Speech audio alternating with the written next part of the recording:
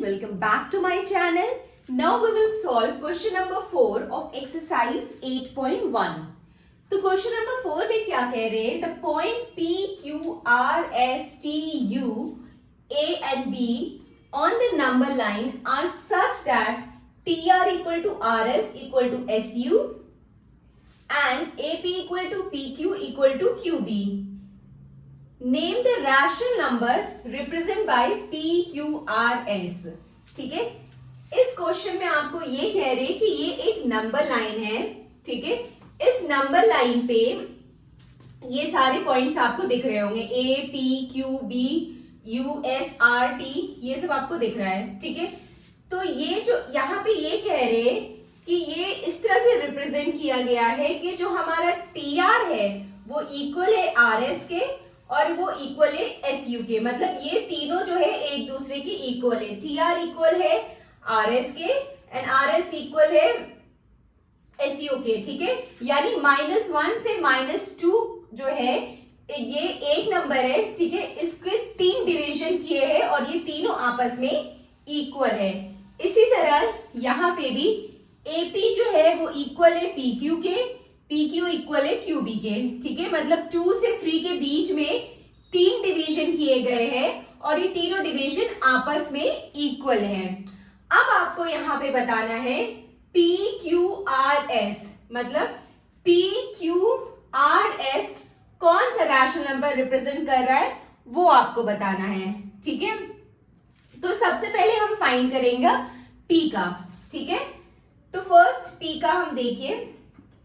P का find करने के लिए देखिए P अगर हम देखेंगे P जो है वो 2 और 3 के बीच में है.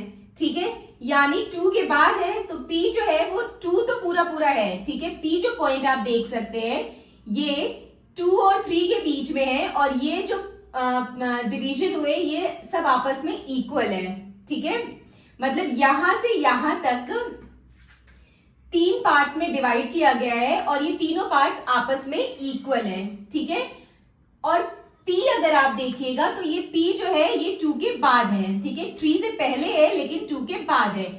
तो P जो है वो 2 तो पूरा है ही.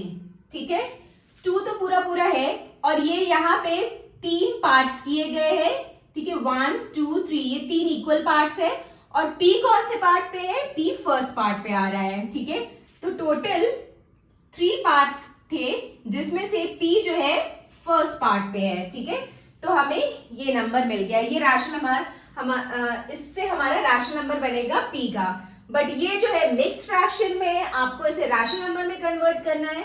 तो इसके लिए हम क्या करेंगे, इसको सॉल्व करेंगे. 3 2 6 देन 7, तो ये आ गया 7/3. ठीक है, तो P का आ गया 7/3 रैशनल नंबर. ठीक है, अब हम फाइंड करेंगे Q का. ठीक है, Q का हमें फाइंड करना है तो ध्यान से देखिएगा.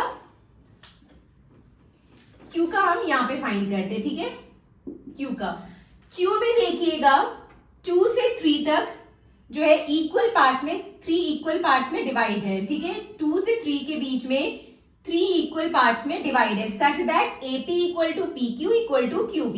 ठीक है, अब Q जो है वो 2 के बाद है. ठीक है, Q जो है वो 2 के बाद है मतलब 2 तो ये पूरा है ही. ठीक है, 2 तो ये पूरा रहेगा ही और ये 3 इक्वल पार्ट्स में डिवाइड है जिसमें Q जो है कौन से पार्ट पे? सेकंड पार्ट पे. फर्स्ट पार्ट ये हो गया, सेकंड पार्ट ये हो गया, थर्ड पार्ट ये हो गया. तो Q किस पे आ रहा है? फर्स्ट सेकंड पार्ट में. मतलब टोटल 3 पार्ट्स है तो 3 पार्ट्स में Q जो आ रहा है वो सेकंड पार्ट पे आ रहा है. ठीक है, टोटल 3 पार्ट्स है, Q जो आ रहा है वो सेकंड पार्ट्स में आ रहा है. तो ये मिक्स फ्रैक्शन में अब हमें इसे रैशनल नंबर में कन्वर्ट करना है. तो ये क्या आएगा? 3 2 6 7 8/3. तो हमें Q का रैशनल नंबर मिल गया 8/3. ठीक है, अब हमें निकालना है R का. अब देखिए R का हम कैसे फाइंड करेंगे. सिंपल, हमें वही प्रोसीजर करना है. अब R जो है हमारा ये नेगेटिव साइड है.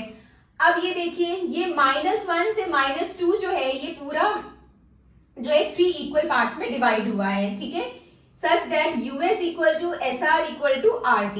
ठीक है, अब R जो है R इस पॉइंट पे है. ठीक है, यानी r इस पॉइंट पे यानी -1 और -2 के बीच में है, तो -1 से तो आगे, मतलब -1 तो r रहेगा ही पूरा पूरा, ठीक है, -1 तो रहेगा।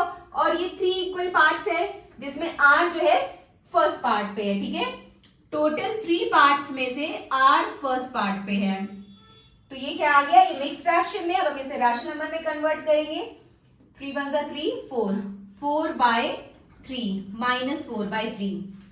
नाउ अब हमारा r हो गया, अब हमें फाइंड करना है s, ठीक है, s हम फाइंड करेंगे।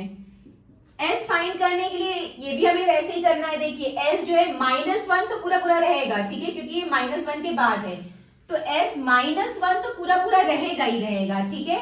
और ये यहां से यहां तक 3 इक्वल पार्ट्स में डिवाइड हुआ है, जिसमें से s कौन से पार्ट पे है, 1 2, ठीक है, 1 2, s जो है 2 पार्ट में है, तो 3 पार्ट में से s जो है वो 2 पार्ट में है, तो 2/3 हमने कर दिया, ठीक है।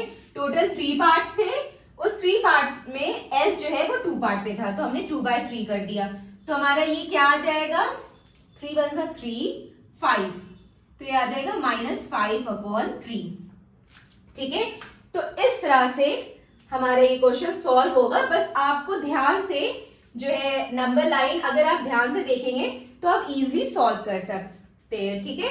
तो this completed our question number 4। Now next move to question number 5। Bye bye.